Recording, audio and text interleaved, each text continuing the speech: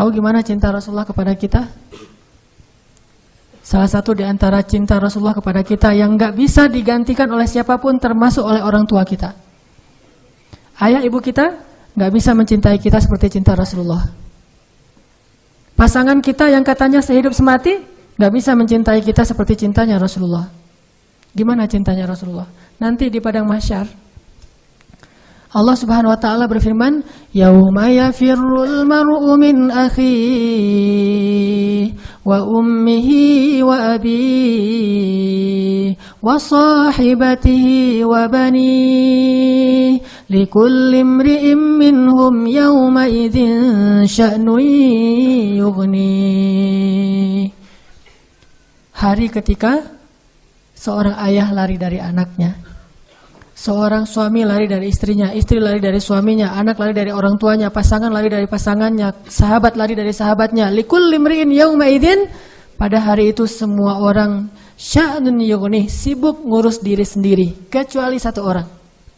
Semua orang, Nabi Adam, Nabi Nuh, Nabi semua anbiya dan semua manusia pada hari itu yauma idzin sya'nun yughni. Likulli imri'in minhum yawma idzin sya'nun yughni. Semuanya sibuk dengan diri sendiri. Udah lupa tuh. Kita dikuburin satu liang lahat dengan pasangan sejati kita, tapi pas kita bangkit kita nggak akan lihat ke sebelah kanan kiri kita. Dia juga nggak usah kegeeran, dia juga akan ngelihat kita kok. Saya nggak akan lihat dia, tapi dia pasti ngelihat saya nih. Nggak usah GR. Di hari akhirat itu nggak perlu GR, karena dia juga nggak bakalan lihat, nggak akan ingat sama kita tuh. Kita lihat, misalnya kita manggil dia panggilan kesayangan kita, Beb, Say gitu ya, Say, gini panggil-panggil dia pergi aja tuh. Kenapa nih orang pergi? Jangan-jangan dia udah lupa ingatannya, belum balik, soalnya udah kelamaan tidur di dalam kubur gitu misalnya. Enggak, likulli imri'in yauma idzin sya'nun yughni, nggak peduli, dia ngelihat kita. Dia tahu ini suami saya nih, dia tahu ini anak saya nih, dia tahu ini orang tua saya, dia tahu bahwa dia adalah kekasih kita adalah kekasihnya. Dia tahu, tetapi saking takutnya dia terhadap dirinya dan saking dia mementingkan dirinya pada hari itu dia nggak peduli dengan kita. Bahkan na'udzubillah, kalau kekasihnya di sebelah diseret oleh malaikat, dia nggak akan nolong kita dia mah. Dia yang penting selamat. Saya udah selamat. Kekasihnya ya terserah. Nanti kalau dia udah beres, baru nanti dia itu juga nggak semua orang bisa seperti itu. Tapi Rasulullah satu-satunya orang yang pada hari itu yang sangat sibuk mondar-mandir, sibuknya luar biasa cuma satu orang, Muhammad SAW. Itu sibuk banget. Gimana sibuknya Rasulullah? Ketika lagi di padang mahsyar, Rasulullah langsung mencari mana umatku. Dia cari, siapa kamu? Umat Muhammad. Sini. Siapa kamu? Umat Muhammad. Kumpulin semuanya umatnya. Kemudian Nabi sujud kepada Allah dengan sujud yang sangat lama. Sampai Allah mengatakan, ya Muhammad, bangkitlah dari sujudmu. Sal tu'tah, minta akan saya beri. Bangkit dari sujudmu. Ya Allah, saya tidak akan bangkit dari sujud saya sebelum saya mendapatkan apa yang engkau janjikan. Wahai Muhammad, minta. Ya Allah, berikan saya kesempatan untuk memberi minum kepada umat-umat saya. Mereka kehausan ya Allah, kasihan mereka di bawah terik matahari. Akhirnya Allah mengatakan, ya Muhammad, ini telaga Al-Kautsar, beri minum kepada umatmu. Panggil, wahai umatku. Sampai Rasulullah ditanya oleh Fatimah, ya ayah, nanti di padang mahsyar, kalau saya pengen ketemu ayah, ketemu di mana? Wahai Fatimah, sesungguhnya aku ada di telaga Kautsar dan memberi minum kepada setiap umatku. Datanglah ke telaga Kautsar. Rasulullah padahal dijamin masuk surga, surganya Firdaus. Ngapain tuh capek-capek ngurus kita, pergi aja ke surga Firdaus menikmati hidup.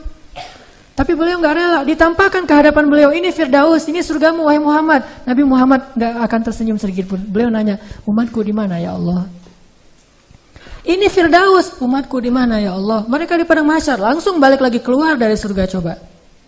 Keluar dari surga cari, terus memberikan minum satu persatu. Bahagia banget, ketemu umatnya tuh kayak ketemu kekasih lama, kasih minum. Kasih minum. Setelah minum satu teguk kita nggak akan haus lagi selama-lamanya. Ketika seorang ayah, ibu, kekasih meninggalkan kita, Rasulullah mencari kita. Di mana fulan? Di mana fulan? Cek. Tadi sampai di mana? Sampai spasi. Cobain aja nih. Apa? Oh ya, sampai telaga Kautsar. Rasulullah SAW ya. Jadi ketika semua orang ngelupain kita, dan gak salah mereka ngelupain kita karena kita juga ngelupain mereka. Jadi jangan ke istri ya ngomongnya, Mah, Mama, Papa nggak akan cinta-cinta banget sama Mama. Kenapa, Pak? Nanti Mama pasti akan ngelupain Papa. Enggak kok, Pak, nggak akan lupa. Lupa. Kapan, Pak? Nanti di akhirat. Oh iya, Papa juga gitu kan? Iya sih. Di situ emang semua orang saling melupakan, dan saling melupakan itu bukan karena Allah mencabut memori dan ingatan kita, karena memang kita mementingkan diri sendiri kecuali Rasulullah SAW. Di mana umatku ya Allah? Kasih minum satu-satu. Setelah dikasih minum, Rasulullah SAW sujud lagi. Ya Muhammad, kenapa engkau sujud? Sujudnya lama banget sambil menangis di hadapan Allah. Ya Rabbi, ya Rabbi, ya Rabbi. Terus Allah mengatakan, bangun ya Muhammad, aku berikan apa yang kau minta. Ya Allah, selamatkanlah umatku dari sirat. Langsung Nabi meminta kepada Allah kayak gitu, kata Allah, maka tunggulah mereka di ujung sirat. Nabi menunggu kita di ujung sirat sambil mengatakan, Allahumma salim salim, Allahumma salim salim. Ya Allah selamatkan, ya Allah selamatkan. Maka yang amalnya banyak dia lewat. Ada juga yang jatuh ke dalam neraka. Rasulullah ketika tahu umatnya masih banyak yang di dalam neraka, langsung sujud lagi di hadapan Allah. Sujud yang sangat lama. Allah mengatakan, ya Muhammad, bangkitlah dari sujudmu, apa yang kau inginkan? Ya Allah, selamatkanlah seseorang dari api neraka yang di dalam hatinya ada iman walaupun sekecil biji kurma. Akhirnya kata Allah, selamatkan mereka yang ada iman sekecil biji kurma di dalam neraka. Nabi langsung pergi ke pintu neraka, mencari umatnya. Wahai malaikat, cari umat saya yang ada iman sekecil biji kurma dan selamatkan mereka. Dikeluarin. Ketika ketemu dengan Rasulullah, mereka dalam keadaan habis disiksa luar biasa. Wajah mereka, tubuh mereka rusak parah. Rasulullah melihat mereka dengan air mata kasihan, memeluk mereka, dipersilakan masuk ke surga. Setelah selesai, udah nggak ada lagi malaikat, udah nggak ada lagi. Balik lagi ke hadapan arasy Allah. Di bawah arasy Allah, Nabi sujud lagi yang lama. Dalam sujud lama itu kemudian Nabi menangis. Allah berkata, ya Muhammad, kenapa menangis? Ya Allah, selamatkanlah umat saya dari api neraka yang mereka di dalam hatinya ada iman sekecil biji jagung. Sekecil jagung. Kata Allah, aku izinkan. Akhirnya Nabi Muhammad lari lagi ke neraka. Wahai malaikat, keluarkan yang ada iman sekecil jagung. Keluar lagi sekian ribu, sekian juta umat Nabi Muhammad.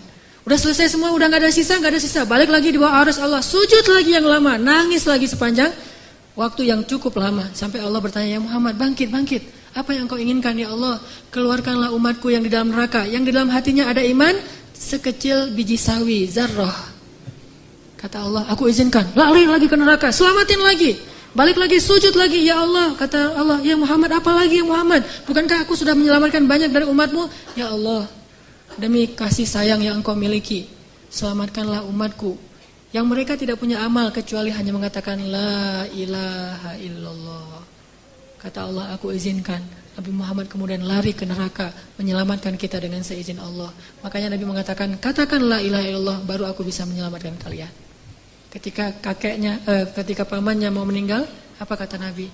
Wahai paman, ucapkan kunci surga, la ilaha illallah, biar aku bisa nyelamatin paman. Walaupun gak ada amal sama sekali, tapi pamannya dengan takdir Allah tidak mengucapkan. Sibuk Rasulullah sepanjang padang mahsyar yang panas, kemudian di sirat, kemudian di depan pintu neraka, terus sibuk untuk memikirkan ummati, ya Rabbi, kaifa ummati, gimana umatku ya Allah. Rasulullah hanya membukakan pintu surga untuk kita, tapi beliau tidak masuk surga. Kita yang disuruh masuk surga, beliau keluar lagi, sibuk lagi dengan yang lain. Kita yang difikirkan oleh Rasulullah SAW. Apakah orang tua kita bisa melakukan itu nanti di akhirat? Tidak. Cinta yang paling besar dari Rasulullah. Enggak lupa sama kita, kenal juga enggak. Bahkan kita berselawat kepada beliau aja males. Beliau tidak menyelamatkan, ya Allah selamatin aja orang yang berselawat kepada saya. Yang enggak mau berselawat enggak usah. Enggak. Yang ada iman sekecil zarrah, yang ada iman sekecil jagung, yang ada iman sekecil biji kurma, enggak masalah, yang penting umatku ya Allah, selamatkan mereka. Sampai pernah orang kalau sakaratul maut itu kan sakitnya luar biasa ya. Dan kita tahu adegan sakaratul maut Rasulullah. Apa yang beliau panggil? Ummati. Umatku. Ketika beliau haji wada, apa yang beliau ucapkan? Sampaikan apa yang kalian dengar ini kepada umatku yang tidak mendengar, kepada kaum muslimin yang tidak mendengar. Akhirnya riwayat itu sampai kepada kita. Terus mikirin kita. Hingga suatu hari Nabi lagi duduk bersama sahabat. Nabi bilang gini, wahai para sahabat, tahukah kalian siapa manusia yang paling dicintai oleh Allah? Dan aku juga mencintainya. Kata para sahabat, para nabi ya Rasul.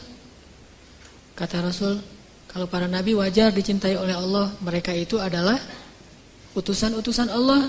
Mereka dapat wahyu dari Allah.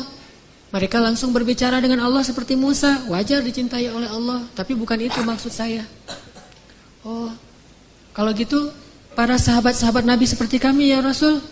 Kalau kalian bertemu dengan aku, wajar jika Allah mencintai kalian. Wajar jika aku mencintai kalian karena kalian bertemu dengan aku. Dan kalian menjadi orang-orang yang langsung melihat mukjizatku. Tapi ada yang lebih dicintai oleh Allah daripada kalian. Siapa ya Rasulullah? Mereka adalah umatku yang datang setelah kalian. Mereka tidak pernah melihat aku, tetapi mereka beriman kepadaku dan mencintaiku, mengikuti sunnahku. Aku rindu kepada mereka. Kalian adalah sahabat-sahabatku, tapi mereka adalah keluargaku, kata Rasulullah SAW. Kita ini dianggap keluarga Rasul, Ahlul Bait loh. Bukan kita yang ngaku-ngaku Rasulullah keluarga kita. Itu mah wajar banget, orang kita orang biasa, Rasulullah orang luar biasa. Tapi Rasulullah ngaku kita sebagai keluarganya. Padahal Rasulullah tahu nggak semua dari kita itu setia kepada beliau. Yang marah ketika nama beliau dicoreng, yang marah ketika tentang beliau itu diselewengkan, yang marah ketika beliau dihina. Nggak semua dari kita punya kesetiaan yang besar kepada beliau. Tapi beliau menganggap kita keluarganya. Beliau rela menghabiskan hidupnya dalam kesusahan demi supaya hidayah ini sampai kepada kita. Siapa sih yang mau susah payah untuk kita kalau bukan karena mencintai kita? Siang malam hartanya habis, dihina, dicela, diusir dari kampung halamannya. Apa yang beliau harapkan? Supaya hidayah ini sampai kepada seluruh manusia. Itu yang paling beliau harapkan.